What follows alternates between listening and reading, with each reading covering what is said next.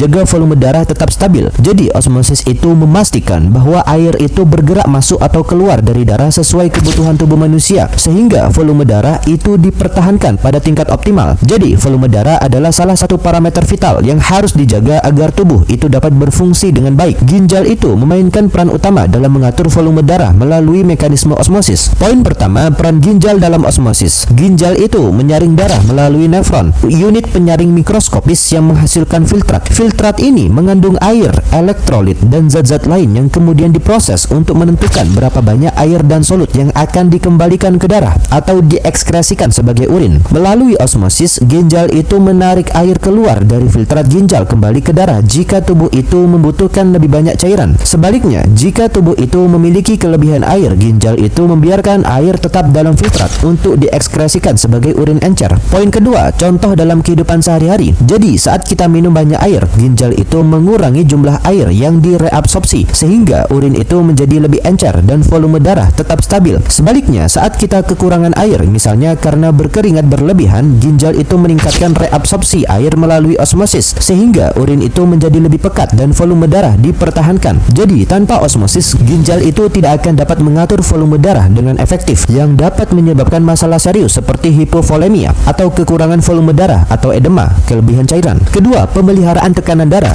Jadi, bagaimana sih osmosis itu mempengaruhi tekanan darah? Jadi, ketika osmosis itu digunakan untuk menarik air kembali ke darah, volume darah itu meningkat, yang pada gilirannya meningkatkan tekanan darah. Sebaliknya, jika air itu dibiarkan keluar dari darah, volume darah itu menurun, yang dapat menurunkan tekanan darah. Lalu, apa sih hubungan antara natrium dan tekanan darah? Jadi, kelebihan natrium dalam diet itu dapat meningkatkan osmolaritas cairan ekstrasel, sehingga air itu tertarik ke dalam pembuluh darah melalui osmosis. Hal ini meningkatkan volume darah dan menyebabkan tekanan darah tinggi. Dan kenapa sih dehidrasi itu dapat menyebabkan shock hipovolemik? Dehidrasi itu menyebabkan penurunan volume darah karena tubuh itu kehilangan air. Jika tidak segera ditangani, volume darah yang sangat rendah itu dapat menyebabkan tekanan darah turun drastis, menyebabkan shock hipovolemik. Kemudian, apa sih dampak kelebihan air dalam tubuh terhadap tekanan darah? Dampaknya, kelebihan air dalam tubuh itu dapat meningkatkan volume darah yang pada gilirannya meningkatkan tekanan darah jika tidak diimbangi oleh mekanisme pengaturan tubuh.